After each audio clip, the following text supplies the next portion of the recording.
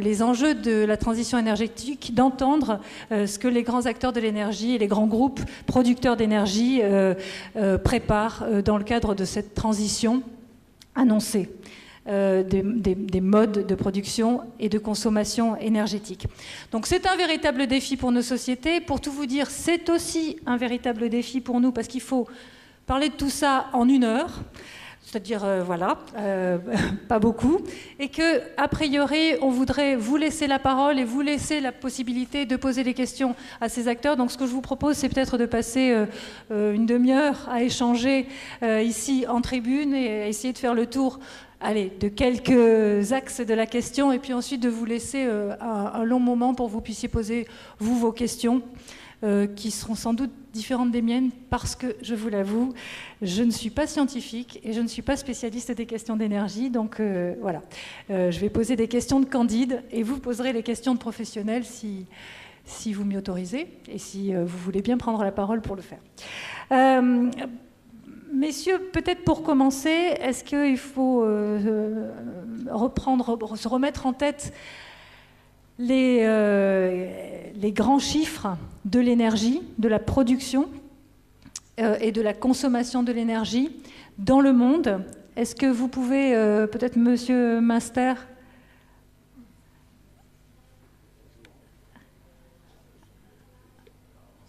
ça fonctionne.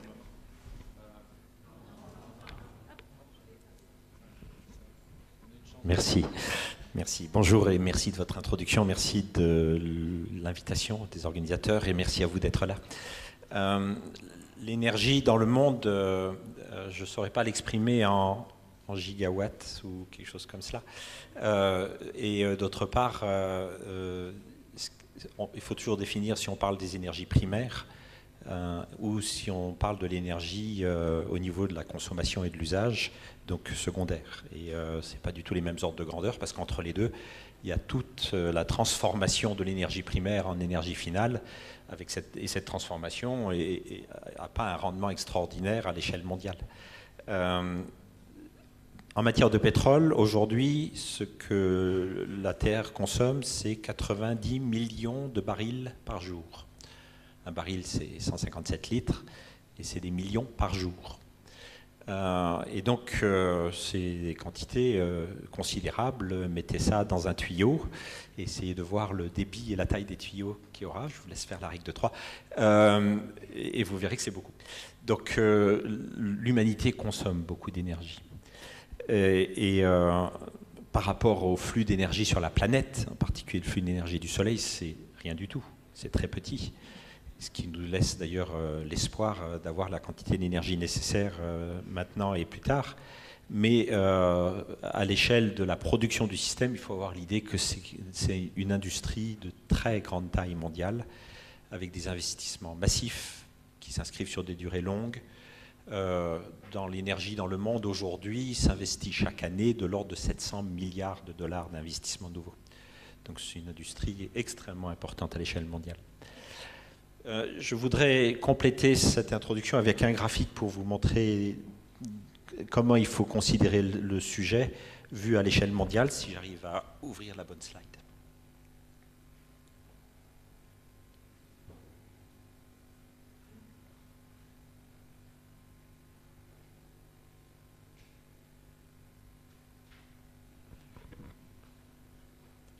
Voilà.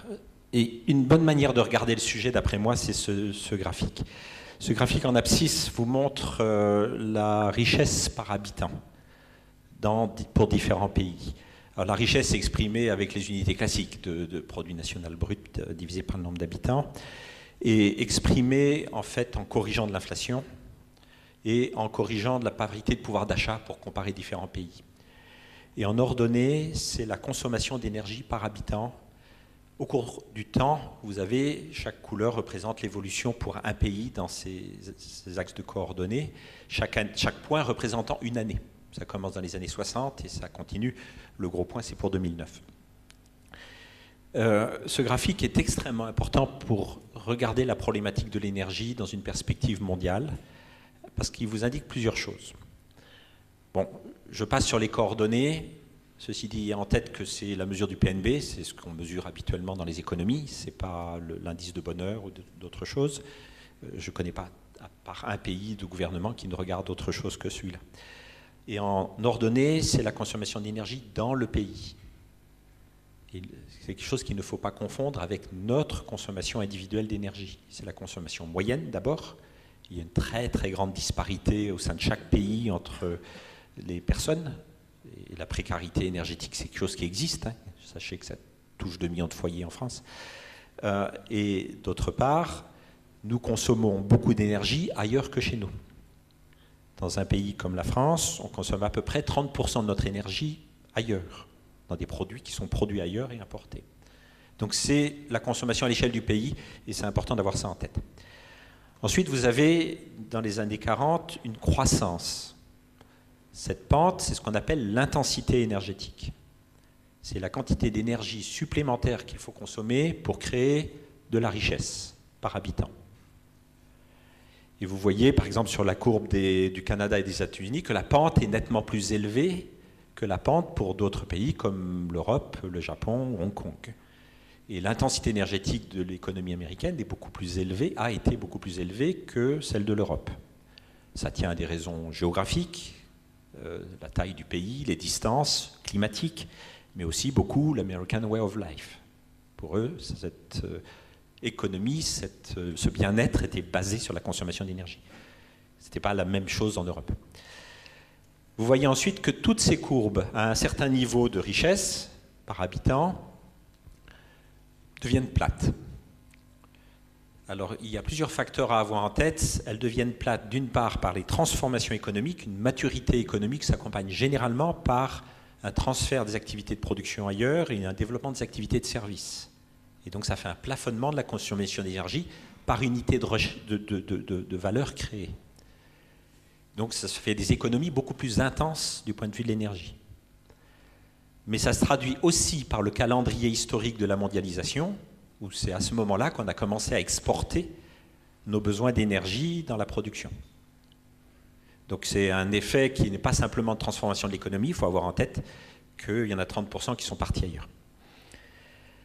Ce sur quoi il faut insister, ce sont ce qui se passe pour la majeure partie de la population du monde. Vous avez sur le graphique la situation de l'Inde et de la Chine, de pays émergents, à fort taux de croissance et qui sont encore dans des courbes de croissance de la consommation d'énergie par unité de PIB en pente.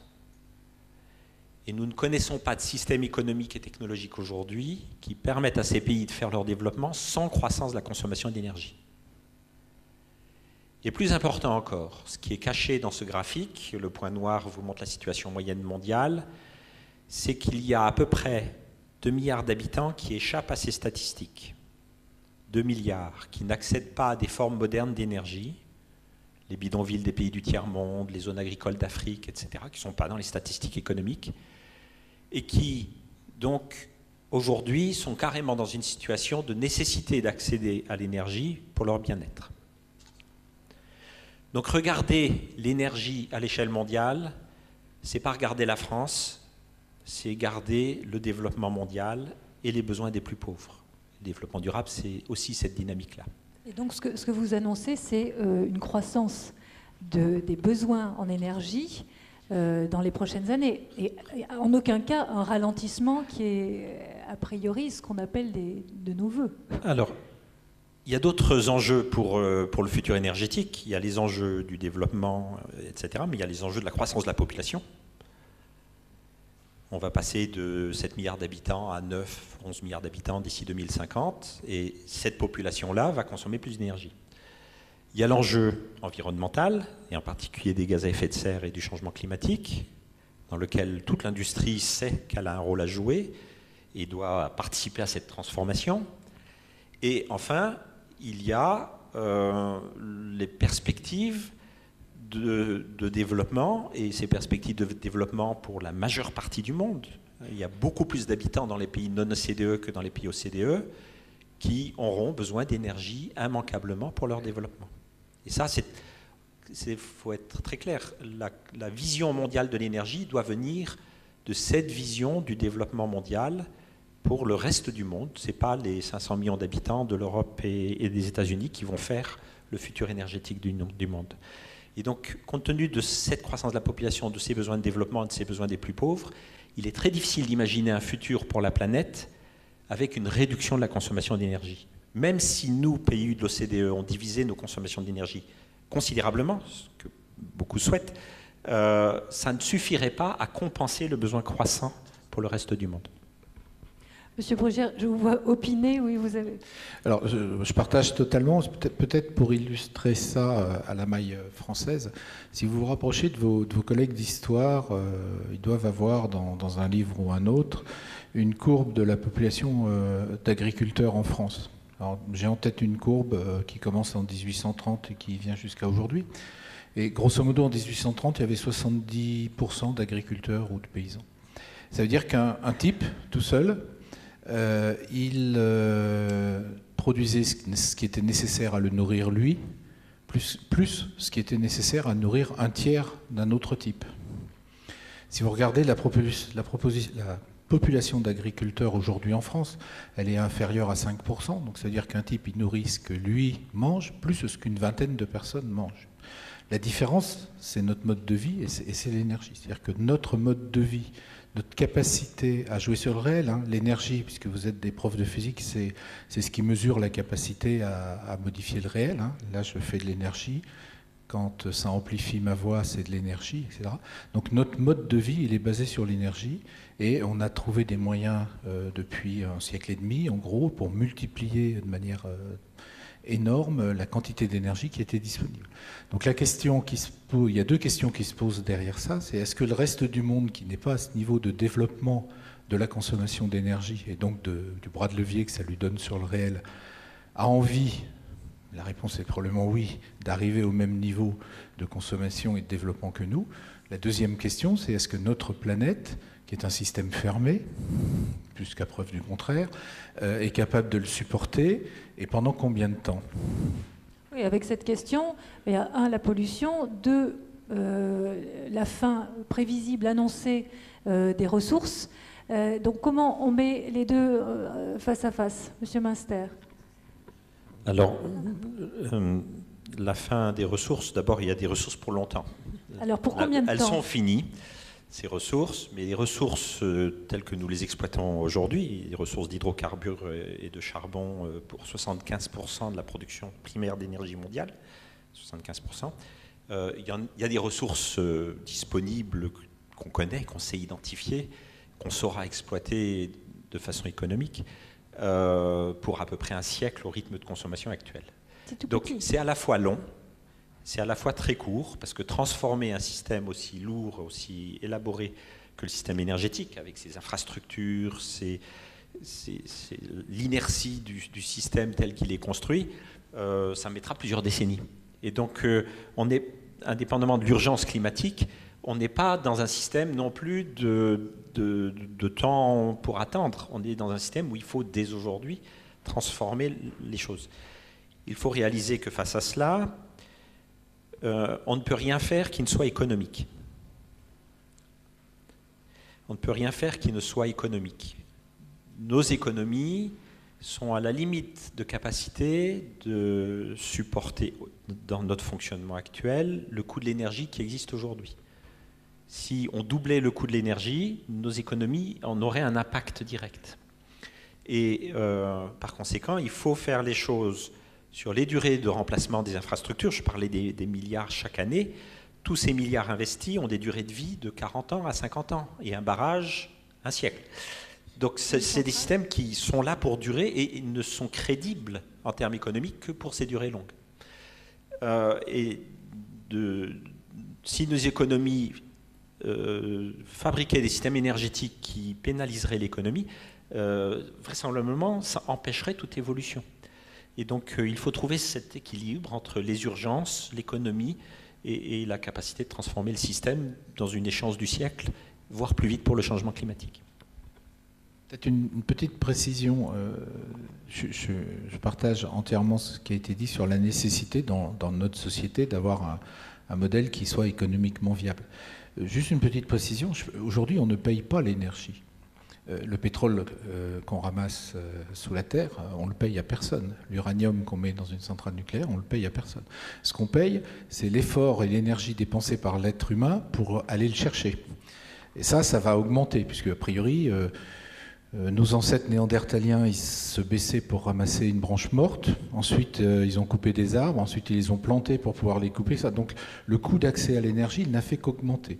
On peut penser que les réserves de pétrole ou d'uranium, celles qui étaient le plus facilement accessibles, ont été exploitées et que ça sera de plus en plus dur. Donc, ce coût d'accès à l'énergie, il ne peut qu'augmenter, sachant que l'énergie elle-même, on la paye à personne. Et que le temps de renouvellement de l'énergie, il est très dépendant de ce qu'on utilise. Alors, si on utilise de l'uranium, il n'y a pas de temps de renouvellement. Si on utilise du pétrole, c'est quelques milliards d'années.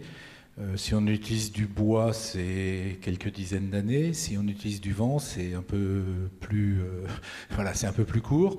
Le bois, en supposant qu'on en replante quand même autant, ce qui à l'échelle mondiale n'est pas le cas aujourd'hui. Le bois est réputé une énergie renouvelable. À l'échelle mondiale, c'est pas vrai. On continue à détruire des forêts, mais bon. Alors, ce que vous êtes en train de dire tous les deux, c'est qu'on est quand même dans une forme d'impasse, puisque on produit l'énergie sur des ressources qui sont finies, dont le prix va augmenter, ne peut aller qu'en augmentant, et que finalement, parce qu'à aucun moment depuis tout à l'heure, vous n'évoquez la transition énergétique, c'est-à-dire peut-être d'autres sources d'énergie. Ça veut dire quoi? Qu'elles ne sont pas prêtes, on est en train de s'illusionner, on en fait un débat et en fait on est dans une bulle et c'est pas réaliste? Non, c'est pas ce qu'on a dit. Et on n'a pas parlé. J'ai dit qu'on devait, que tous les industriels s'engagent, de l'industrie de l'énergie s'engagent dans la transition énergétique. Simplement, quand on met l'accent sur la dimension économique, on indique de ce point de vue-là que le processus est très intensif, très long et très coûteux. Personnellement, et chez Total, nous croyons à la possibilité de développer l'industrie solaire à un niveau où ça devient une contribution significative au mix énergétique. Nous y croyons. Nous y investissons. Vous ne savez peut-être pas, mais Total est le numéro 2 mondial en chiffre d'affaires dans le photovoltaïque. Pas le numéro 2 français, ce n'est pas pertinent pour le monde, c'est le numéro 2 mondial. Et donc voilà, nous y croyons. Mais par contre... Ça représente combien de chiffre d'affaires? Notre production, nos installations nouvelles chaque année, c'est de l'ordre du gigawatt. L'équivalent d'une centrale nucléaire chaque année. Et ça croît. Simplement, ayez en tête que s'installe chaque année en ce moment 30 gigawatts de panneaux solaires. Cela croît extrêmement vite. 30 gigawatts, c'était l'année dernière. 37 gigawatts en 2013. Et nous avons 3% de ce marché. On a une vision très, très biaisée, on le voit dans les médias en ce moment, la crise du solaire, etc. Ça reste une industrie en croissance forte. Passer en production mondiale de 30 à 37 à l'échelle mondiale, c'est une croissance pour une industrie extrêmement rapide. Mais même avec ce rythme de croissance, maintenu pendant plusieurs décennies, ça fera en 2030 à peu près 5% de la production d'électricité mondiale. Et donc, il faut qu'on arrive à maintenir ce rythme de croissance. C'est très difficile d'imaginer d'aller beaucoup plus vite que cette croissance actuelle, parce que du point de vue industriel, c'est pas simple du tout. Il y a plein d'aléas. Il y a une chaîne industrielle avec des ruptures. Il y a des années où on a passé de silicium, d'autres années où on n'a tout simplement pas de marché. Le marché européen, français s'est effondré d'un facteur 2 entre l'année dernière et cette année. Mais heureusement, pendant le même temps, le marché californien, chinois, japonais, australien sont en train d'exploser. Et donc, il faut être présent dans cette vision mondiale. Pour quelle raison en Europe, c'est la crise de l'Europe, que tout le monde connaît, et qui était une politique de déploiement des énergies renouvelables entièrement dominée par les subventions publiques. Et notre analyse est que les baisses de prix qui sont dues à une surcapacité d'un facteur 2 de production ces dernières années, liées à un développement anarchique de l'industrie chinoise, est en train de se purger. Mais face à cela, ce qui est en train de se passer, c'est des baisses de coûts de production. La baisse de coûts d'un facteur 2 en 2 ans a été, chez les meilleurs industriels, accompagnée d'une baisse de coûts de production d'un facteur 2. Ça a été le cas chez nous. Ce qui fait qu'on sort de la crise avec une technologie qui est la même, mais avec un coût de production 2 fois moindre, et qui est dans certains pays, l'Arabie Saoudite, le Chili, n'a plus besoin de politique publique pour se déployer. Et donc, on est en train d'arriver à ce qu'on appelle la maturité industrielle, et à ce moment-là, on aura beaucoup moins d'aléas pour la gérer. Mais il y aura des aléas industriels malgré tout. Donc, c'est cette vision qu'il faut le faire, qu'on ne peut pas le faire plus vite que le marché. Ce n'est pas la peine d'augmenter la production si personne n'achète de panneaux. Et aujourd'hui, on a une surcapacité de production mondiale. Et il faut avoir comme impératif de baisser les coûts pour devenir compétitif par rapport aux autres formes d'énergie. Si on ne le fait pas, ça n'existera pas. Brugière. Je partage ça. Je pense que il faut être conscient qu'un système énergétique mondial, ou au moins par plaque continentale, parce qu'il y a quand même des interconnexions relativement limitées, sauf pour le pétrole, c'est quelque chose qui se construit sur un siècle. Enfin, notre système électrique européen, il a été reconstruit avec des bases qui existaient déjà avant la dernière guerre mondiale. Donc voilà, c'est un petit siècle. Donc on ne part pas d'une feuille blanche. Enfin, si on arrivait sur une planète neuve, probablement qu'on ne ferait pas le système qu'on a aujourd'hui. Mais on n'arrive pas sur une planète neuve, on est déjà là. Et ça représente des milliers de milliards d'investissements sur le siècle dernier. Donc on part de ça. Après, on peut aller vers du développement d'énergie renouvelable. Il y a des pistes. Alors, le photovoltaïque et le solaire en est, l'éolien en est. Alors aujourd'hui, on a une gamme de moyens de production. Alors, je parle là d'électricité, mais qui sont globalement dans une fourchette de rentabilité, on va dire entre 70 et 100 euros du mégawattheure. Il y a l'éolien terrestre, il y a le nouveau nucléaire.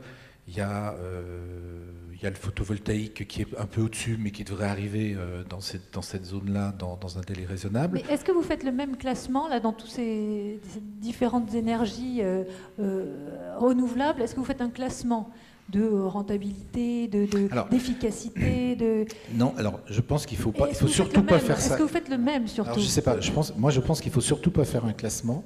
Parce que la rentabilité d'une éolienne, elle dépend du vent. La rentabilité d'un panneau photovoltaïque, il dépend de l'éclairement. Que ces éclairements ne sont pas les mêmes ou ce vent ne sont pas le même, selon les endroits. Donc je pense qu'il faut qu'on arrive à sortir d'une certaine idéologie qui dit ceci c'est bien, ceci c'est pas bien. Il faut faire à l'endroit adapté les choses adaptées. On est dans la région centre, on a une grande rivière qui s'appelle la Loire. On fait des machines thermiques parce qu'on a une source froide. Je suis désolé, c'est quand même pas mal. C'est pas idiot comme utilisation de l'énergie et de la nature. EDF, on est propriétaire d'un terrain au Mexique qui est le terrain le plus vanté du monde. On va y faire des éoliennes, on va pas y faire autre chose. Voilà. Donc, je pense que il faut faire la bonne technologie, c'est-à-dire quand elle est mature, quand elle existe, quand elle rencontre un marché, au bon endroit. Il y a eu dans le passé des décisions de dire on veut une ferme photovoltaïque par département. Enfin, c'est quand même de l'argent public dépensé un peu n'importe comment. Il vaut peut-être mieux en faire 3 dans Languedoc-Roussillon par département, et puis du côté de Charleville-Mézières, peut-être pas tellement. Enfin, c'est juste une idée comme ça en passant. Les éoliennes, on va quand même peut-être les trouver un peu plus en bord de mer que du côté des Alpes. Enfin voilà. Donc il y a des choses comme ça. Donc je pense qu'il ne faut pas d'idéologie là-dessus. Il y a des technologies. Après, ces technologies, alors on a 2 difficultés, hein, on l'a bien dit. Il y a à la fois la fin des ressources naturelles qui est assez loin, qu'on parle de pétrole, de charbon, d'uranium, de gaz, c'est pas demain matin. Et puis il y a la problématique du réchauffement climatique qui est probablement, vue d'aujourd'hui, un peu plus prégnante que la fin des ressources. Donc il faut essayer de développer les énergies renouvelables, ça c'est le très long terme, et à court terme, ce qui ne produit pas de CO2, d'où la place du nucléaire vue de nous. Qui n'est pas forcément du long terme, parce que tôt ou tard on n'aura plus d'uranium, mais qui est en passant un bon moyen de produire de l'énergie sans CO2. Et il faut arriver à jongler ça et rencontrer un marché, et puis le faire tranquillement. Donc développer ces énergies renouvelables. Mais si je prends par exemple les éoliennes, les champs éoliens marins qui sont... le gouvernement français a lancé un certain nombre de projets. On n'est plus dans la gamme de 70 à 100 euros du mégawattheure, on est plutôt à 220. Et si vous prenez un panneau photovoltaïque en toiture à Orléans, à proximité de la cathédrale, pour peu que la direction de l'architecture vous soit tombée dessus, vous pouvez monter à 400 ou 500 euros du mégawattheure. Donc il ne faut pas faire n'importe quoi, c'est pas juste parce que c'est du photovoltaïque que ça va trouver un marché. Donc voilà, je pense que les solutions Et puis on est tous, Total, EDF, sur de la recherche, la géothermie, l'utilisation de la biomasse, dont on n'a pas beaucoup parlé. Enfin, le pétrole étant une utilisation à très long terme de la biomasse du passé, mais de la biomasse avec la méthanisation ou des sujets comme ça, qui sont des technologies émergentes qui rencontrent ou pas un marché, qui à aucune d'entre elles ne résoudront le problème. Moi, je rencontre trop souvent des idéalistes qui pensent que, voilà, tiens, il y a telle technologie qui va nous sortir de la panade pour des siècles et des siècles. C'est pas vrai. La méthanisation va faire quelques pourcents, le solaire va faire quelques pourcents, l'hydraulique classique. Hein. Alors, EDF, on est le premier producteur européen hydraulique, on est le premier producteur mondial nucléaire. EDF Énergie Nouvelle est le 7 ou 8e producteur d'éolien. Donc, on est présent comme Total sur ce marché mondial. Et avec des technologies qui sont plutôt nouvelles. Tout à l'heure, vous avez cité les 75% de ressources pétrole plus charbon. À quelle échéance on arrive à réduire ce pourcentage et à faire monter un petit peu les énergies renouvelables? Et dans quelle proportion? En fait, c'est pas une réponse très simple, je vais être obligé de développer. La première chose, c'est que le premier facteur de la transformation du système énergétique et du mix énergétique, ce n'est pas la production, c'est l'utilisation. Et on est dans une situation historique qualitativement différente des situations du passé, où chaque étape du développement économique ont accompagné des changements qualitatifs de la disponibilité de production d'énergie. Quand le charbon est arrivé, il y a eu l'industrialisation. Quand le pétrole est arrivé, il y a eu la mobilité et ce genre de logique.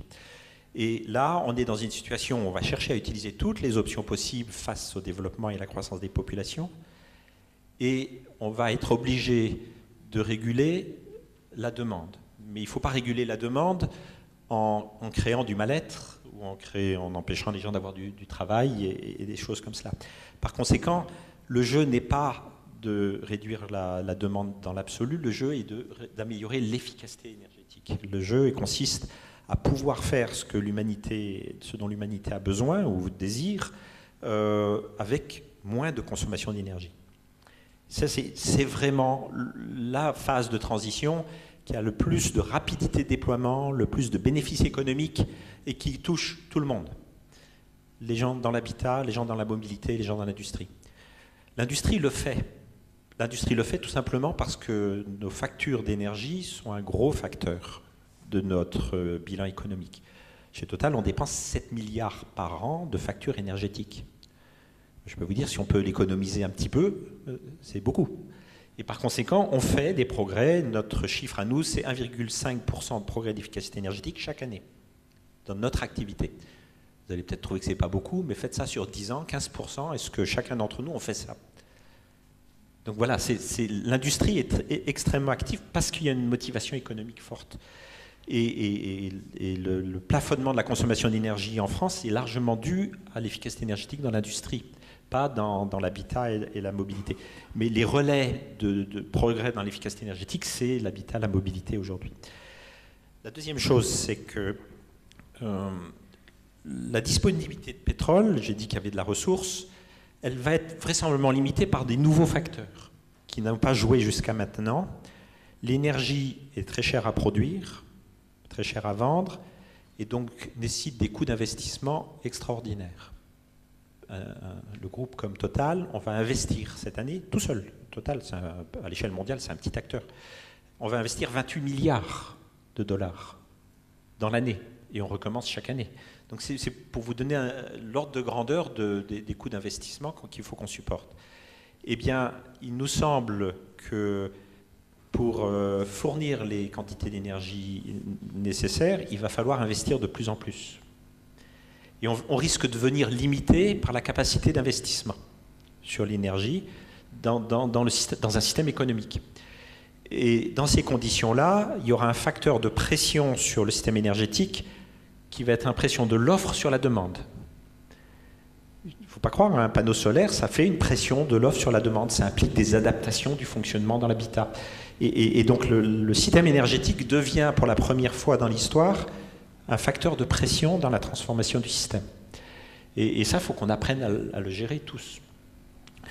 Pour vous donner un ordre de grandeur, dans le cas du pétrole, on consomme à peu près 10% du pétrole qu'on extrait pour la transformation du pétrole et l'amener au client. Si on fait un progrès de 1% dans cela, il suffit de faire un progrès de 0,1% chez le client pour faire le même effet, puisque 90% est chez lui. Et donc, pour l'industrie, ça devient intéressant en soi, s'il y a une contrainte de l'offre, d'investir dans l'efficacité énergétique chez le client. Et chez nous, je peux vous dire, c'est devenu un axe dominant de notre effort de R&D. Ce n'est pas pour nous, pas seulement, c'est l'efficacité énergétique de nos produits pour nos clients. Et là, ça se démultiplie absolument considérablement pour préparer la transition énergétique. Et si on ne pense pas efficacité énergétique comme le premier facteur, du point de vue économique et du point de vue satisfaction de la demande, ça risque de devenir un vrai souci. Notre point de vue est à peine différent parce que je pense alors, concernant la France, on reste un pays riche. Et ce qu'on constate, c'est que quand on aide nos clients à isoler leur logement, puisque en gros, il y a 2 paquets à 40%, le transport et le chauffage, puis le reste, c'est l'industrie, l'agriculture, enfin, très, très, très schématiquement. Quand on aide nos clients à isoler leur logement, et on est le premier producteur français de certificats d'économie d'énergie, donc on a un certain recul sur le sujet, en fait, on ne constate pas de rupture dans la consommation. Simplement, les gens en profitent, parce qu'on est riche, pour consommer plus d'autres choses. Alors, quand on est dans les limites de la précarité, quelqu'un qui a du mal à maintenir 17 degrés dans son logement en plein hiver, s'il fait des travaux d'isolation, avec le même budget, il va monter à 19, il sera mieux, mais la consommation d'énergie sera au bout du bout la même.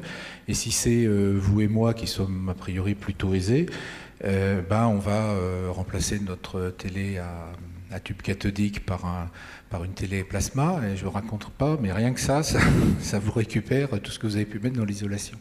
Donc on a aujourd'hui cette réelle difficulté, c'est que les efforts qu'on fait pour aider nos clients à moins consommer ne se retrouvent pas dans une baisse de la consommation, mais se retrouvent dans une amélioration du confort, ou de ce qu'on croit être le confort, si on parle des jeux vidéo, des trucs comme ça. Donc il y a un vrai problème comportemental qui n'est pas résolu. Alors c'est probablement pas vrai dans des pays où la vie est infiniment plus rude que chez nous. Donc à l'échelle mondiale, je ne sais pas si c'est vrai ou pas, mais au niveau de l'Europe, d'une manière générale, ou des États-Unis et des pays de l'OCDE, c'est vrai. C'est-à-dire que tous les efforts qu'on fait, en fait, sont rattrapés par l'augmentation de vie. Il y a un autre paramètre qui intervient par rapport à votre question initiale, c'est-à-dire où est le seuil, pour combien on a de réserve, c'est quand même les hypothèses de démographie.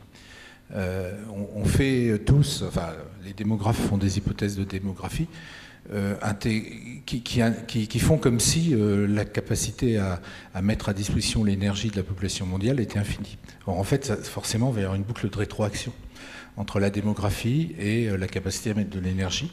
Les deux vont forcément rétroagir, et là, personne n'a de modèle pour dire comment ça peut rétroagir, sauf ce qu'on a appelé le Club de Rome, avec les actualisations qui ont pu en être faites, qui montrent que de toute façon, un jour ou l'autre, ça se casse la figure. On ne peut pas être en consommation constante à partir du moment où on est dans un univers fermé. Et rien qu'en France, le président de la République a annoncé une cible de 50%, par exemple 50% de consommation nucléaire à l'horizon 2050, je crois. Sauf qu'en 2050, il y aura 7 à 8 millions de personnes en plus. Donc, est-ce que cette hypothèse est dans cette cible? Est-ce qu'elle n'est pas dans cette cible? Enfin, voilà. Donc, on a quand même, alors, selon les démographes, après, la géographie, l'histoire, la géopolitique peuvent faire que ça varie beaucoup. Oui. EDF est très actif sur la problématique de la précarité énergétique, plus que nous y sommes présents sous l'angle de... C'est nous qui finançons la prime à la cuve. Le gouvernement décide d'augmenter la prime à la cuve, c'est Total qui paye. Et c'est pas grave. C'est pas grave, ça serait des impôts autrement. Donc, voilà. Le remplacement de chaudière, en général, c'est Total qui paye, des choses comme ça. Mais il y a un deuxième volet, c'est l'accès à l'énergie. Il ne faut pas confondre les deux aspects. La précarité énergétique, c'est une problématique de pays de l'OCDE, surtout mesurée par l'habitat, assez peu par la mobilité malheureusement, mais surtout par l'habitat et la réhabilitation de l'habitat. l'accès à l'énergie, c'est une problématique qui touche les 2 milliards de personnes dont je parlais au début. Faut réaliser ce que c'est. Dans un village africain, les ressources d'énergie, c'est du bois pour le chauffage et éventuellement des lampes au kérosène qui font beaucoup de fumée et des gaz toxiques pour s'éclairer. Ce qui fait que l'essentiel de la vie s'arrête à la nuit tombée. Et il n'y a pas d'activité économique, c'est difficile pour les écoles, les gens rentrent chez eux et la palabre au coin de l'arbre s'arrête. Et l'accès à l'énergie, ça suppose de leur offrir des solutions énergétiques adaptées à leur économie. En plus, il faut réaliser qu'ils payent leurs calories plus cher que nous. L'économie du bas de la pyramide, à cause de l'absence de système logistique, à cause de l'absence de choix, se traduit par des coûts pour cette clientèle pauvre qui sont plus élevés en absolu, pas en relatif à leurs ressources, que nous. Et par conséquent, il faut développer des modèles économiques, ce sont du business social, parce qu'on sait que le mécénat ne marche pas dans la durée, pour arriver progressivement à fournir l'énergie à cette population.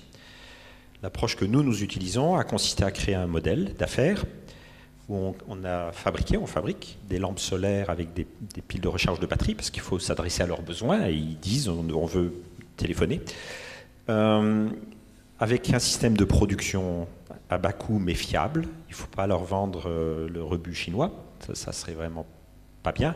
Et de toute façon, l'Organisation mondiale du commerce a mis en place des mécanismes de certification de ce genre de produits, avec adossé un système de microfinancement. On s'est adressé à une ONG allemande pour faire cela, et un système de distribution. Et le système de distribution, la logistique pour amener de l'usine dans le pays, la capitale, ça on sait faire, mais il faut amener jusqu'au village. Donc on a créé un business avec des jeunes gens qui sont formés à l'installation, à la distribution, à la maintenance, et pour aller porter la lampe jusqu'au bout de la chaîne, le dernier mille, comme on dit dans l'économie solidaire. Et ce business-là, on l'a commencé il y a 3 ans par des tests dans 2-3 pays. Et on vient de franchir une étape au printemps dernier. On va s'adresser dans 30 pays. On a déjà vendu, depuis qu'on a commencé, 500 000 lampes solaires. Et notre vision, c'est qu'il faut qu'on en vende d'ici 2015 15 millions. C'est beaucoup, vous imaginez, c'est une par une qu'on les vend. Reste qu'il faut prendre la mesure de l'ampleur du sujet.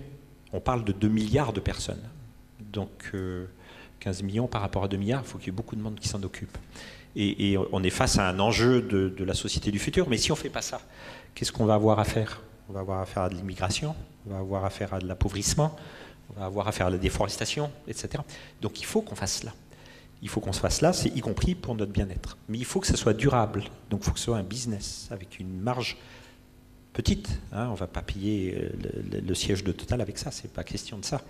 Mais il faut que ça puisse vivre de façon économique. Et nous croyons que dans le futur énergétique, si on ne traite pas ce problème, c'est l'humanité tout entière qui aura un problème très grave. Donc il faut qu'on le fasse aussi. Est-ce qu'on peut, puis on va peut-être laisser la parole parce que je vois l'heure tourne à la salle. Est-ce qu'on peut faire un zoom sur justement ce que vous avez appelé la mobilité? Moi, je pense aux transports qui sont des gros consommateurs. De quoi est fait l'avenir sur les transports et comment est-ce que les énergies renouvelables peuvent jouer un rôle pour rendre ces transports moins polluants, moins consommateurs des énergies fossiles? Monsieur Total, je voudrais quand même vous entendre là-dessus. J'ai pris le micro tout de suite parce que globalement dans le monde, le charbon ça fait de l'élec et le pétrole ça fait du transport. Donc c'est plutôt votre aspect, avec à la différence près qui est quand même très marginale du transport électrique. Pourquoi est-ce encore marginal? Parce alors ça se fait. D'une part, tout dépend avec quoi on fabrique l'électricité. Si vous êtes en Chine et que vous fabriquez de l'électricité à 80% au charbon, vous avez autant brûler du pétrole dans le moteur de la voiture, ça sera moins polluant et moins consommateur de ressources. Donc l'intérêt de la mobilité électrique, notamment en termes de CO2, il est dans les pays riches qui ont un système électrique peu producteur de CO2. C'est-à-dire qu'il n'y a quand même pas énormément de pays. Il y a la France, quelques pays du Nord qui produisent de l'électricité sans CO2. Donc là, il y a un vrai avantage. La traction électrique, elle marche aussi dans les transports en commun et pour délocaliser la pollution ailleurs que dans les villes. Mais c'est pour ça que je dis c'est marginal, même si, comme tous les systèmes, il n'y a aucun, comme je le disais tout à l'heure, aucun système, aucune technologie ne résoudra tout à elle seule, et donc c'est une succession de technologies. Donc globalement, la problématique du transport, elle est essentiellement liée au pétrole aujourd'hui. Il n'empêche qu'elle est liée aussi, de l'autre côté, à l'organisation de notre société. Depuis la fin de la dernière guerre mondiale, on a organisé, de manière pas forcément consciente, mais un transfert de population des campagnes vers les villes. Donc sur 70 ou 80 ans, dans l'autre sens, on peut réorganiser les choses autrement, sans créer forcément de traumatisme. Et je pense que la problématique transport, elle passe aussi par cette organisation de la société. Mais là, on parle de problèmes de chez nous. C'est clair que quand on est dans un village sur le bord d'une rivière en Amazonie, la question n'est pas tout à fait la même. Oui, le transport est un des gros secteurs de consommation et d'utilisation de l'énergie sur Terre. Et la mondialisation s'est faite parce qu'on a du transport, en particulier maritime, qui le permet.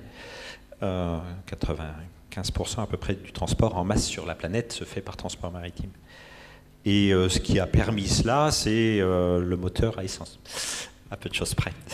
Donc il y a une autre chose qu'il faut avoir en tête, c'est lorsqu'un pays se développe, une des premières choses qu'il fait, c'est de développer sa mobilité et de développer l'électrification. Il y a un travail qui a été fait d'historien pour le cas de la France, assez intéressant. Le temps passé par un individu en transport depuis le Moyen-Âge, dans la journée, n'a pratiquement pas changé depuis le Moyen-Âge. Simplement, entre aller à pied ou à cheval au village d'à côté et prendre l'avion pour aller aux États-Unis ou en Chine, c'est pas tout à fait la même consommation d'énergie par unité de temps. Donc, c'est ce qui se passe dans tous les pays. La consommation de carburant en France, en Europe en général, diminue. Depuis 2008, en France, la consommation de carburant diminue chaque année. C'est pour ça qu'il faut fermer les raffineries, entre parenthèses, parce qu'il n'y a plus de marché. Enfin, le marché diminue, il faut fermer la production. À contrario, c'est lié à la moindre consommation des... Alors, il y a trois facteurs qui se sont superposés. Il y a la crise économique, et la crise économique s'accompagne toujours d'une diminution du transport. C'est dans tous les pays comme cela. Il y a les politiques, et en particulier les politiques européennes. Vous savez que l'Europe s'est engagée à demander aux constructeurs automobiles à mettre sur le marché des véhicules à 90 grammes de carbone au kilomètre en moyenne en 2020. Les Allemands négocient pour que ce soit 2024. Alors qu'aujourd'hui, c'est plutôt 140. Donc il y a une tendance en baisse qui est en cours. Et puis le troisième facteur, c'est le prix. Le prix de l'énergie, il y a une réaction du consommateur, et il y a une partie de la baisse de la consommation qui vient de la réaction du consommateur. Mais on est face à cela, à une évolution mondiale qui n'est pas du tout dans le même sens. Les États-Unis suivent l'évolution européenne avec 6 ans de retard. La baisse de la consommation des véhicules, l'ajustement est en train de se faire. Ils consomment beaucoup plus que nous, mais ça baisse également. Par contre, il faut réaliser que aux États-Unis, en Europe, on a de l'ordre de 700 véhicules par millier d'habitants. En Chine, il y a à peu près 400 millions d'habitants qui vivent comme nous, mais il y a à côté 1 milliard d'habitants qui ne vivent pas vraiment comme nous. Et la croissance de la Chine se fait par passage de cette population plus pauvre vers un niveau de classe moyenne, essentiellement par l'ascenseur social de l'éducation, l'enfant unique qui va à l'université. Et une des premières choses que fait quelqu'un qui passe dans cette classe sociale, c'est de se donner les moyens de sa mobilité. Et le parc de véhicules en Chine augmente extrêmement rapidement. Juste pour donner une indication de la réalité, Pékin vient de boucler son 6e périphérique. Ils ont commencé il y a 20 ans. Hein. Donc ça va à une vitesse extraordinaire. Les embouteillages, je ne vous dis pas. Et donc, c'est pas bon pour la consommation. Et donc, cet effet de croissance du parc dans ces pays, et c'est vrai en Amérique latine, c'est vrai au Moyen-Orient, c'est vrai en Afrique, on a toujours tendance à oublier, mais l'Europe, en termes de croissance économique, c'est une exception mondiale. Le zéro de croissance que nous avons, à peu de choses près, ou la croissance ralentie des États-Unis, c'est une exception mondiale aujourd'hui. Aujourd'hui, la croissance au Brésil, c'est 7%, la croissance en Afrique, c'est 5%, la croissance au Moyen-Orient, c'est 5%. Donc, il ne faut pas regarder le monde avec notre perspective, parce que ce n'est pas du tout ça, on est un tout petit bout du monde. Et donc cet effet-là se traduit par une croissance de la demande de transport. Et aujourd'hui, la solution qui existe, c'est le transport à base de carburant. Que ce soit l'avion, que ce soit le camion, que ce soit la voiture, c'est cela. Alors, est-ce que ce parc va changer? Est-ce que ce parc peut changer vite? La réponse est c'est long. Si on regarde les promesses des constructeurs automobiles, qui sont toujours optimistes, bien sûr, parce qu'on s'engage et on prévoit des choses qui sont plus optimistes que ce qu'on va réussir à faire. Toute l'industrie fait ça. Ils disent à peu près que dans les nouveaux véhicules vendus en 2020, il va y avoir à peu près 15% de véhicules électriques et hybrides. N'oubliez pas, un véhicule hybride, c'est un véhicule à carburant. Hein. Je ne parle pas de l'hybride rechargeable, mais même l'hybride rechargeable, c'est un véhicule à carburant. Et le véhicule électrique, c'est tout petit, ça sera moins de 5%. Donc ça veut dire que dans les nouveaux véhicules mis sur la route en 2020, ça sera fondamentalement des véhicules à carburant. Et n'oubliez pas quand un véhicule est sur la route, chez nous il reste 7 ans sur la route, en Afrique c'est plutôt 15 ans, ça veut dire qu'il est là pour un moment. Et ce qu'il faut satisfaire, c'est le besoin de carburant pour ce qui est sur la route. Donc l'idée qu'on va transformer le parc de véhicules vite est une illusion. On ne peut pas transformer un parc de véhicules vite. Il y a une inertie systémique considérable, sans compter l'inertie de l'industrie automobile qui doit amortir ses chaînes de production. Donc ça ne mettra pas longtemps. Il y a un troisième facteur qui est présent pour tout, hein, c'est les facteurs d'infrastructure. Quand on transforme un système, il faut créer les infrastructures adaptées au système. On oublie toujours à quel point on vit grâce à des infrastructures installées dans l'histoire. Et la grande différence entre les pays qui n'ont pas encore émergé et nous, c'est que leurs infrastructures ne sont pas encore là et sont en construction et se dégradent quelquefois plus vite qu'ils ne les développent. Ça a été le cas en Afrique pendant longtemps. Et tandis que nous, on vit avec ça. Et c'est ce qui rend le système bon marché. Et si on remplace, il faut aussi remplacer les infrastructures. Et comment on commence? Est-ce qu'on change d'abord l'infrastructure sans avoir rien en face? Alors qui paye? Dans le passé, c'est l'État qui a payé. Et aujourd'hui, qui va payer? Et si on met des véhicules électriques sur la route, qui va amortir s'il n'y a que quelques véhicules sur la route? Nous, on a vécu ça. On nous a dit il va y avoir des véhicules 85 au biocarburant. Mais vous ne devez pas empêcher que ça se développe. Très bien. On s'engage, on va vous mettre 500 stations 85 en France. Promesse. Et puis, on en a construit une centaine. Vous avez une voiture par jour. Et puis, les voitures tombent en panne, elles ne sont pas remplacées. On arrête. On ne peut pas faire des choses qui ne servent à rien. Personne n'a les moyens de faire ça. Et donc, l'adéquation de la transformation en termes d'infrastructure et de système de consommation est une des difficultés.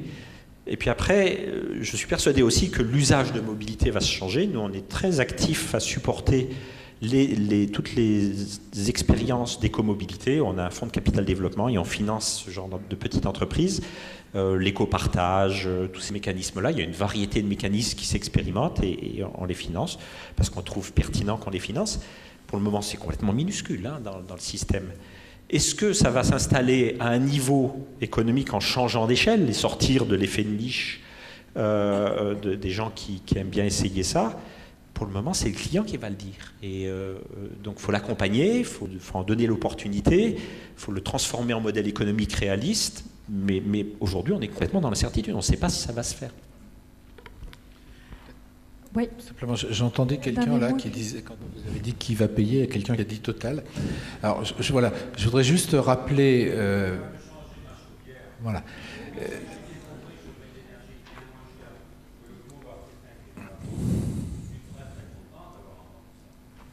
Et je rappelle simplement que voyez vos collègues d'économie, hein, mais c'est cours première année en haut de la première page du tome 1. C'est le vrai argent, il est dans la poche des ménages et uniquement dans la poche des ménages. Et on peut leur piquer de 3 manières, soit par le bénévolat, mais ça, même l'Église catholique n'y arrive plus vraiment, soit en tant que contribuable, soit en tant que consommateur. Donc de toute façon, l'argent, il est chez nous, dans nos poches. Il n'est pas dans les... Quand c'est les entreprises, c'est forcément les clients des entreprises. Quand c'est l'État, c'est forcément le contribuable. Enfin, je veux dire, au bout du bout, il n'y a personne d'autre que nous, ici, qui payons. Hein, soyons clairs là-dessus. Autre point sur le poids des infrastructures, hein, notamment sur les véhicules, puisqu'on est à Orléans. Donc, je ne sais pas si vous êtes promené un peu dans Orléans le soir. Il y a la rue la plus commerçante d'Orléans, qui est une rue assez sympa, s'appelle la rue de Bourgogne. C'est piéton, etc. Bon, cette rue, elle occupe l'emplacement du Decumanus Maximus, du camp romain d'origine, lorsque César est arrivé dans le coin. Donc, vous voyez avec vos collègues d'histoire, hein, il y a le Cardo Maximus, le Decumanus Maximus, et puis le camp romain se construisait autour de là. Donc la rue principalement commerçante d'Orléans, elle est toujours au même endroit qu'il y a 2000 ans. Donc le poids des infrastructures et l'inertie des infrastructures me semble relativement important et pas à négliger. Bon, je vous laisse la parole pour poser vos questions. Je trouve qu'on termine quand même sur une espèce de constat angoissant. C'est-à-dire, on a l'impression que tout ce qu'on raconte sur la transition énergétique, c'est toute impuissance en fait. Non, je ne pense pas qu'on soit impuissant, mais il faut d'une part faire le maximum pour économiser l'énergie, être plus efficace sur l'énergie. Mais une fois que la marge d'efficacité est atteinte, ça veut dire changer notre mode de vie. Il faut dans le même. Mais ça, c'est vu de notre petit point de vue, alors qu'à l'échelle mondiale, tout part dans le même sens, temps, il faut développer des énergies renouvelables parce qu'elles seront renouvelables et qu'elles seront peu productrices de CO2, ce qui laissera les ressources naturelles pour les usages sur lesquels on n'a pas d'autres solutions. Donc c'est les situations de population isolée, ou c'est la pétrochimie, où on ne peut pas remplacer l'usage... Enfin, le pétrole n'a pas qu'un usage de carburant, il a aussi des usages autres qui sont probablement avec plus de valeur ajoutée globalement pour la société. Et voilà, ça, il faut s'engager là-dedans, délibérément. Mais on ne peut pas ici et maintenant dire que les Chinois seront suffisamment raisonnables pour s'arrêter à un niveau de développement qui correspondrait au XIIIe siècle chez nous. Non, j'y crois pas. Les Chinois démarrent en ce moment une centrale électrique au charbon chaque semaine, et à partir du milieu de l'année prochaine, ils démarreront une centrale nucléaire chaque mois. À chaque fois à 1000 mégawatts aux alentours. Voilà, donc ils sont dans si vous regardez les courbes de production de charbon mondial, il y a un pic depuis 15 ans, il est à 99% en Chine, enfin un score. On est bien d'accord que nos jolis discours sur la transition énergétique. Et en Inde, pardon, en Chine et en Inde. On est bien d'accord pour dire que nos jolis discours, ils sont un peu vains. Oui. Enfin, en même temps, à cette tendance-là. Non, mais en même temps, c'est une problématique un peu kantienne, hein, c'est-à-dire que je fais tout ce que je dois pouvoir faire. Après, si les autres font pareil, on peut s'en sortir. Si les autres s'en foutent, on s'en sortira jamais. Mais voilà, on peut faire un certain nombre de choses et on les fait. Après, il faut aussi que les autres fassent ce qui est nécessaire. Est-ce qu'il peut y avoir un gendarme mondial de ce genre de comportement au nom de sauver la planète, l'avenir Oui, je ne sais pas. Les gendarmes mondiaux, il y en a quelques-uns. Ils sont inefficaces. Ils n'ont pas un grand succès. Non, je pense que il ne faut pas imaginer que les pays s'en foutent. Il y a quelques pays qui sont contre la transformation, et encore. L'Arabie Saoudite, jusqu'à récemment, était contre toute transformation du système énergétique. Forcément. Hein. Sauf que, économiquement, ils sont aperçus qu'ils utilisaient 700 000 tonnes de pétrole par jour pour fabriquer l'électricité chez eux, et que ça allait passer à 1,5 million. Simplement, ils l'apprennent, ils l'utilisent au prix coûtant, $6 le baril. Ils se sont dit, dis donc, si je pouvais vendre ça à $110 le baril sur le marché mondial, et à la place fabriquer avec des énergies renouvelables, j'ai du soleil chez moi, de l'électricité solaire, c'est tout bénef. Ça rembourse le photovoltaïque. Donc c'est en train... Il y a des raisonnements qui font que les choses se transforment. La Chine a annoncé il y a 5 ans maintenant qu'ils devaient avoir un développement en abaissant d'un facteur 2 leur intensité énergétique. Et tout le monde, quand ils ont annoncé ça, vu le fonctionnement du pays, un peu dirigiste, donc la pente de la croissance, ils se sont dit ils vont y arriver parce que pour le moment ils font tout ce qu'ils annoncent. Et bien celui-là, ils ne sont pas encore arrivés. Ils se sont aperçus, il y a eu un rapport récent, que non, ils ne sont pas sur la bonne amélioration. Donc ils vont prendre des mesures autoritaires pour y arriver. Mais moi j'y vais souvent, hein, et ils nous disent, j'étais le maire de Wuhan, je discutais avec lui, il nous disait, est-ce que vous pouvez nous approvisionner en gaz, comme on apporte à peu près 10% du gaz chinois en Chine, nous, on dit, on va regarder. Et puis il dit, parce que je vais me faire engueuler. Ah bon? J'ai eu 13% de croissance l'année dernière, économique, avec des grandes usines, Suntech était installé dans cette ville. le numéro 1 mondial à l'époque, avant qu'il fasse faillite du photovoltaïque. Et il m'a dit, mais le problème que j'ai, c'est que j'ai 13% de croissance de la consommation d'énergie. Et ça, j'ai pas le droit. Mais je ne sais pas où c'est. Donc, ils vont prendre des mesures pour savoir où c'est et pour le corriger. Apparemment, c'est chez les consommateurs. Non, mais simplement, en même temps, il y a quand même des principes de la thermodynamique qui sont un tout petit peu incontournables et qui font que plus on a d'activité, plus on dépense d'énergie. Après, il y a l'efficacité énergétique qui fait la frontière. Les 28 milliards d'investissements mis par an, elles représentent combien en termes de durée c'est une perspective de combien? Alors, ça dépend entièrement des installations.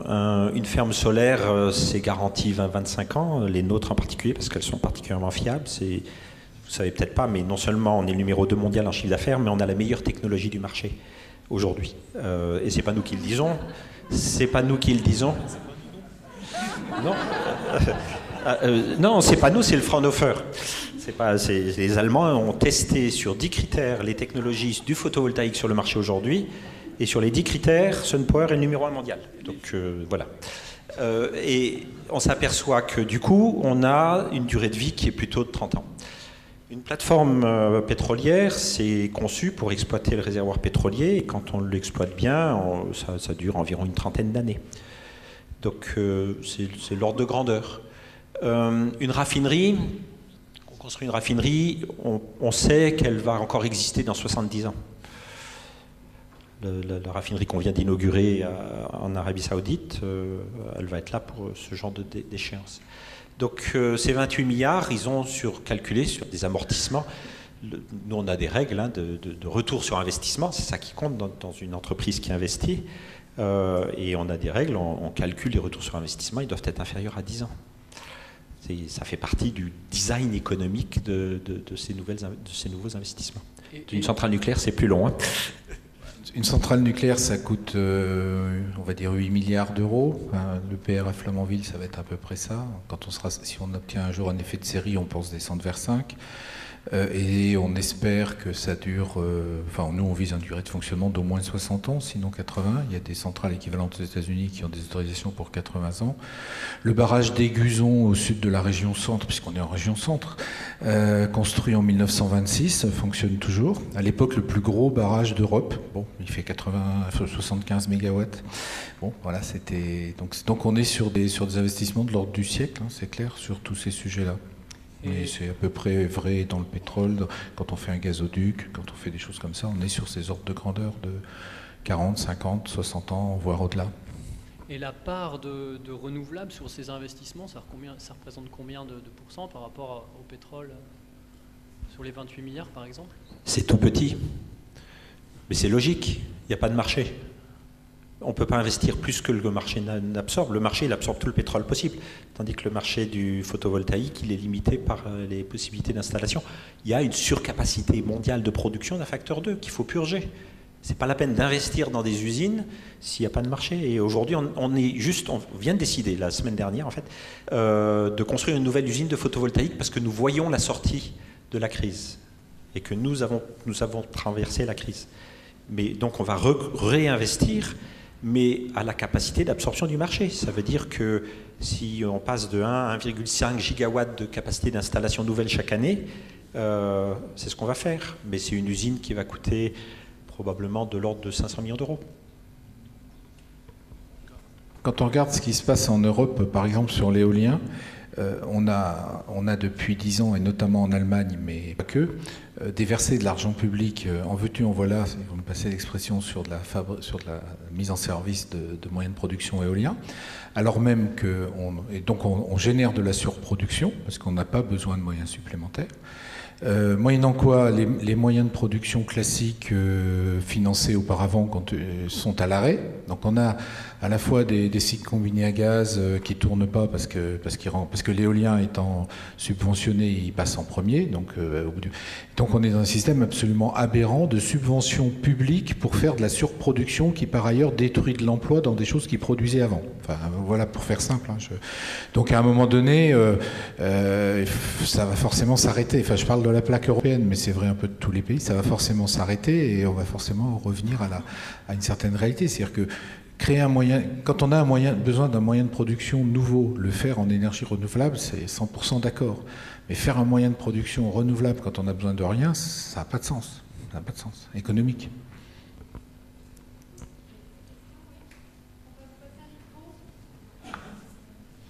Excusez-moi, juste une aparté. Pourquoi ne parle-t-on pas d'ITER ? Finalement, c'est un autre mode de production. ITER, là, on était sur la réalité d'aujourd'hui. ITER, c'est peut-être un moyen de production dans, allez, soyons optimistes, un siècle.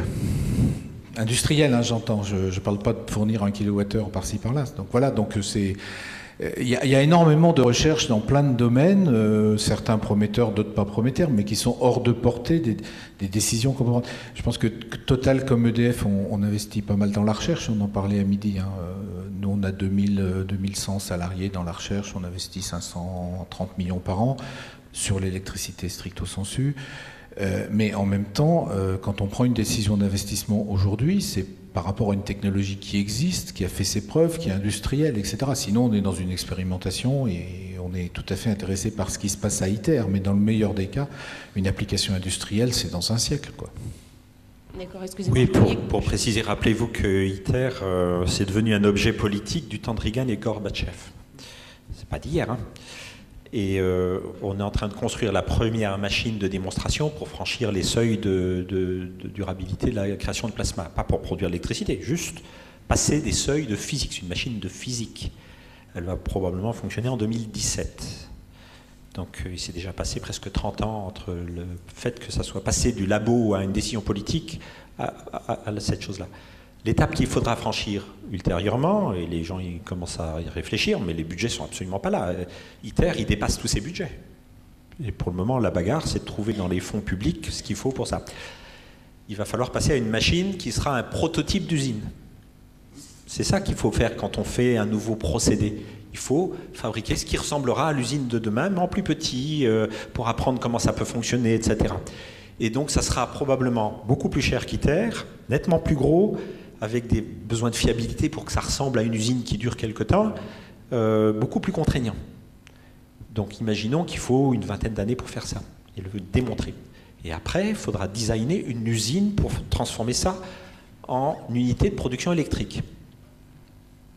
Et après, il faudra croître cette technologie pour prendre une place significative dans le système de production d'énergie mondiale. Donc quand on dit c'est une chose pour longtemps, il y a des contraintes très très dures, des étapes physiques à passer, des problèmes de financement sur les premières phases initiales qui sont extraordinaires. Donc voilà, ça ne peut pas être magique.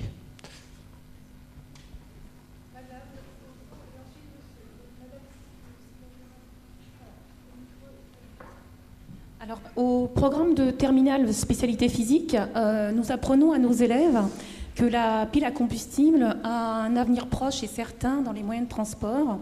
Et puisque vous avez parlé d'adaptation des infrastructures, et comme nous n'avons pas de formation ni en économie ni en gestion, est-ce que c'est une gageure de leur dire cette affirmation ?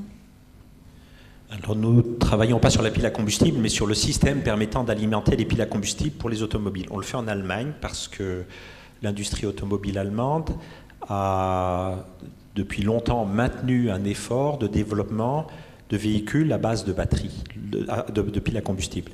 Le problème principal de la pile à combustible était la durée de vie. Et des enjeux de gestion de membrane avec des durées de vie assez courtes. Il fallait trouver des solutions techniques pour que la batterie ait une durée de vie longue. C'est une batterie électrique, hein, une pile à combustible. Et donc, ils en sont à la 3e génération, ils progressent régulièrement, Et ils ont des véhicules prototypes, il en existe, moi j'en ai conduit, donc voilà, c'est des véhicules de démonstration.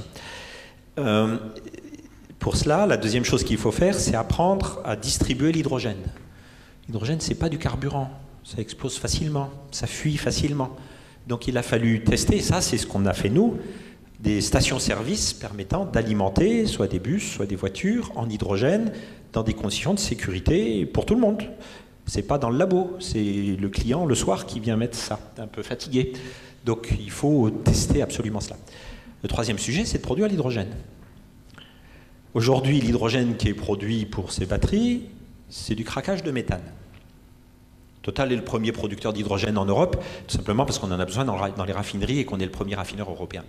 Mais on s'en sert comme un produit, une molécule chimique pour mélanger ça. Et comment fait-on l'hydrogène? On prend du méthane et on sépare le CO2 et l'hydrogène à haute température. Ça s'appelle un réformeur. Et ce qu'on a fait dans ces stations-service, c'est un mini craqueur de méthane. Super, la voiture est propre, elle fait de l'eau. Mais le CO2, il est dans la station-service. C'est pas génial. Donc il faut arriver à fabriquer de l'hydrogène par électrolyse de l'eau. Et si possible, en prenant de l'électricité non charbonnière. Sinon, on a mis le CO2 dans la centrale à charbon, avec une perte de rendement. Donc il faut absolument développer des méthodes d'électrolyse de l'eau avec de l'électricité renouvelable ou nucléaire. Ça, c'est le modèle d'EDF. Nous, on essaye de le faire avec des éoliennes et des panneaux solaires. Et le problème qu'il y a là, c'est qu'un électrolyseur, ça a un rendement de 50% en bilan énergétique. Entre l'énergie que vous mettez pour l'électrolyse et l'énergie que vous récupérez pour faire marcher la voiture, vous avez perdu 50%. Pas terrible, hein? Il y a encore des gains à faire. Il existe des solutions techniques, mais elles sont très protégées. C'est Siemens qui a tous les brevets, qui ont plutôt des rendements de 60%. Mais par contre, aucune de ces électrolyseurs ne marche de façon intermittente aujourd'hui. Un électrolyseur, ça aime bien de marcher en conditions stables. Hein. Les électrolyseurs de l'industrie de l'aluminium, ils fonctionnent en continu. Et donc, il faut qu'on apprenne à faire des électrolyseurs à bon rendement, fonctionnement de façon intermittente. Pour le moment, on n'a pas encore les solutions raisonnables. Et puis après, il y a un coût. Est-ce que tout ça est coûteux? Tout ça est à peu près, en matière d'énergie par kilomètre, 7 fois plus coûteux que l'essence d'aujourd'hui. Donc, il va falloir qu'on travaille sérieusement, et ça va prendre un peu de temps, pour baisser les coûts. Dramatiquement. Et un facteur 2, on sait toujours faire dans l'industrie. Un facteur 7, c'est vraiment dans la technologie et dans le concept. Et les Américains ont un programme depuis très longtemps là-dessus. Ils n'ont pas résolu le problème. Les Allemands ont un programme là-dessus. Ça progresse. Ça ne se fait pratiquement pas en France.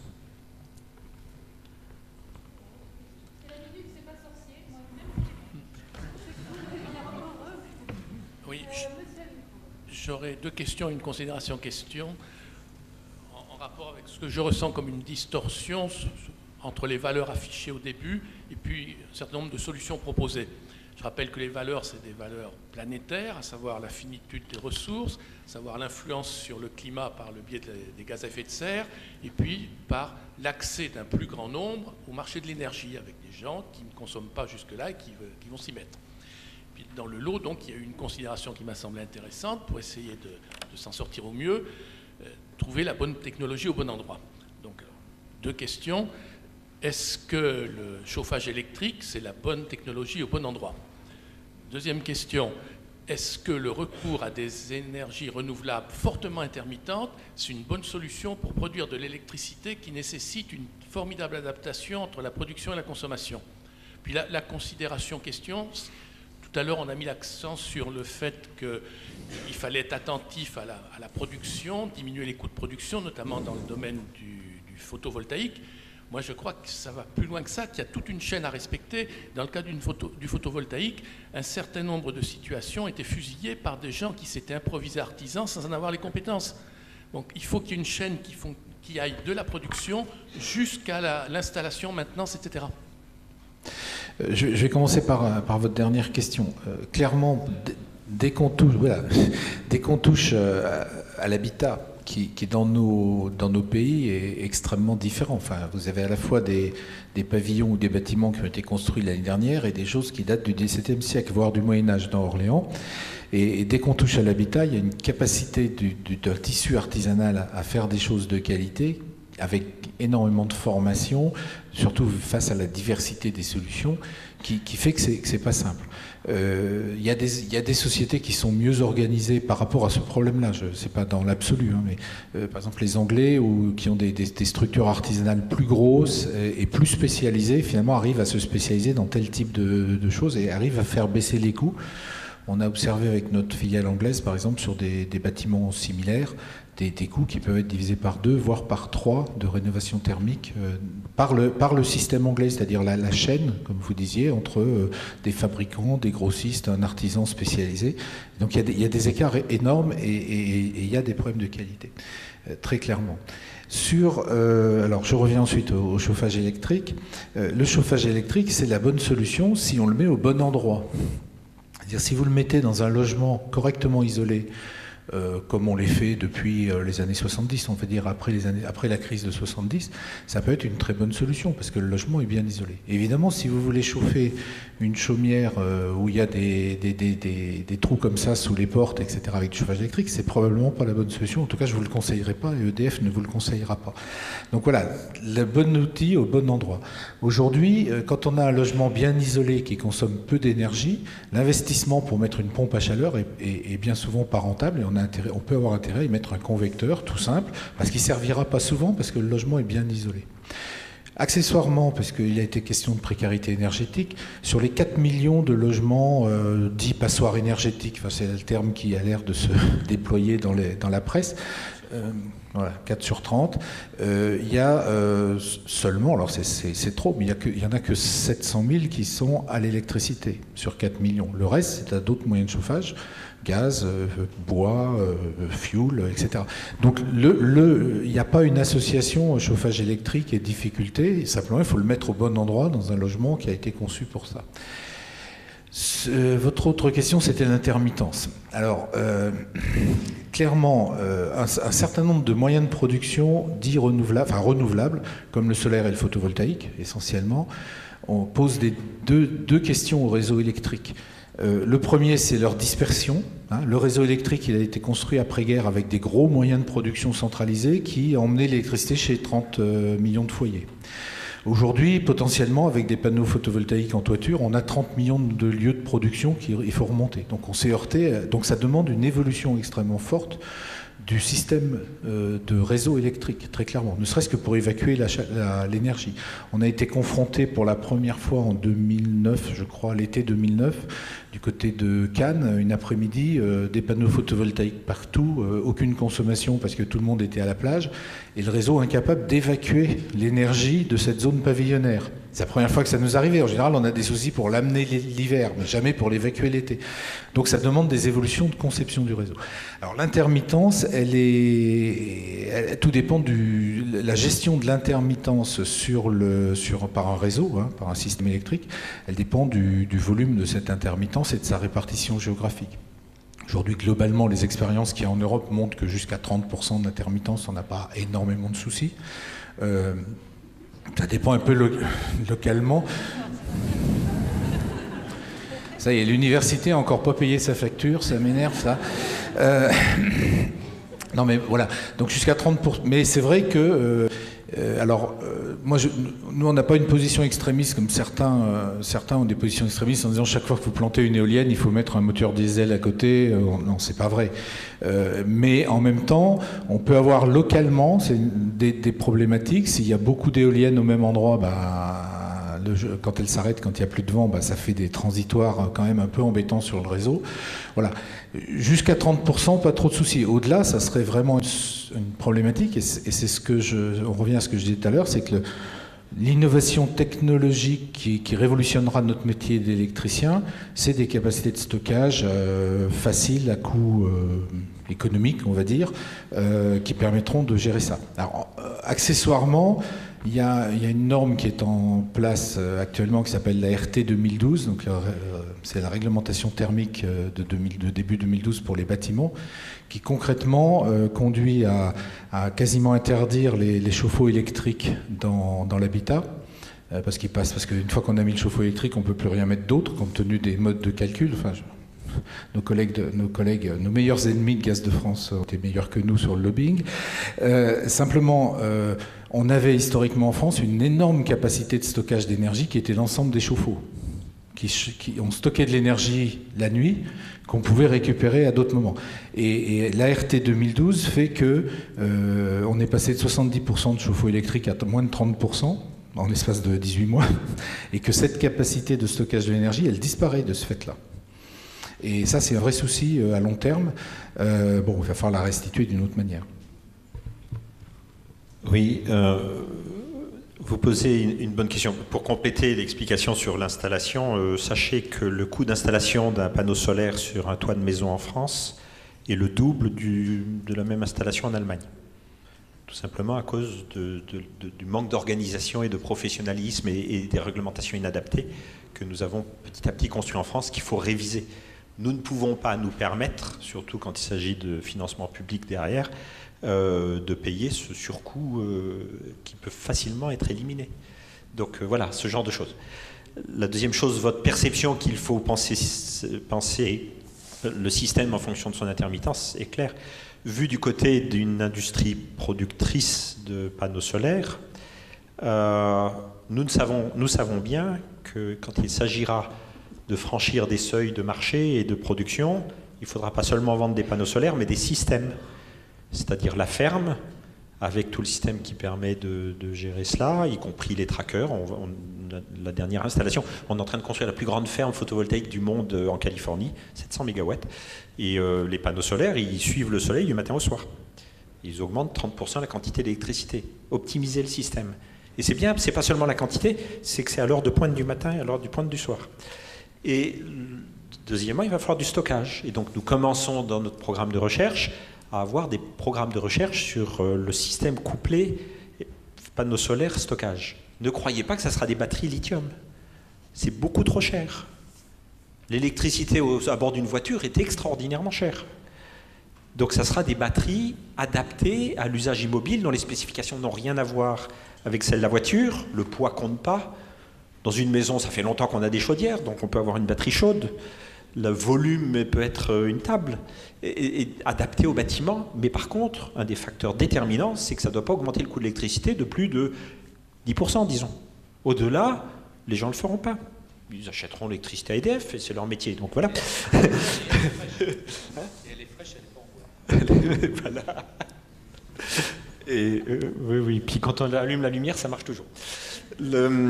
Et donc, oui, il va falloir vendre des systèmes qui gèrent cela. Et dans la chaîne économique, ça veut dire qu'une bonne partie de la valeur économique de ces industries renouvelables va glisser vers l'aval. Va glisser, au début, ce qui faisait la valeur d'un panneau solaire, c'était le silicium. Totalement à l'amont, la matière première. Aujourd'hui, c'est le module, le panneau solaire. Demain, ça sera le système et le service. Et c'est ça qui créera la valeur de cette industrie. Donc ça fait un rapprochement entre les gens qui sont électriciens, qui gèrent le système complet et qui fait quand on allume le bouton, ça marche, et puis les gens qui produisent les systèmes. Et on est en train d'observer une transformation partout dans le monde de l'industrie pour s'adapter à cette réalité-là. Et notre point de vue à nous, c'est que ceux qui sauront prendre ce train-là dans les premiers sortiront par le haut des crises industrielles. Et si c'est les industries chinoises qui, à coût de 40 000 employés, des dames, fabriquent des cellules dans des usines gigantesques, ceux-là seront beaucoup moins adaptables que nous. Donc notre place dans le futur, elle est là. Ah oui. Allez. Je remballe. Non, bah, sinon je le fais, mais non, allez, j'y vais. Je pense que ce que vous dites est particulièrement vrai, c'est-à-dire qu'on voit bien que la gestion d'un système, alors électrique en l'occurrence, mais ça devrait pouvoir se transposer, dans lequel il y a de l'intermittence, imprévisible. C'est non seulement intermittent, mais imprévisible. Donc c'est les deux à la fois, parce que l'intermittent prévisible, l'ingénieur arrive à s'en sortir, l'intermittent imprévisible. On voit bien que la solution de l'ingénieur naturel, c'est de dire il faut que je rentre le plus en aval dans le process et être capable d'interrompre le congélateur pendant les 10 secondes qui vont bien, d'interrompre le chauffe-eau pendant... Voilà, de manière à lisser le pic ou le creux provoqué par l'interruption ou le redémarrage brutal. Or ça veut dire rentrer dans la vie privée des gens, et donc on se heurte à... Donc l'ingénieur, il va y arriver, on va quand même se heurter, me semble-t-il, dans nos sociétés, à une limite un peu sociétale de jusqu'où vous acceptez que dans votre maison, quelqu'un prenne la main sur tous vos appareils pour les gérer au mieux. Ou qu'une machine le fasse à la place de quelqu'un, mais voilà, on voit bien que... Alors là, on a sûrement à apprendre de la NSA, j'imagine.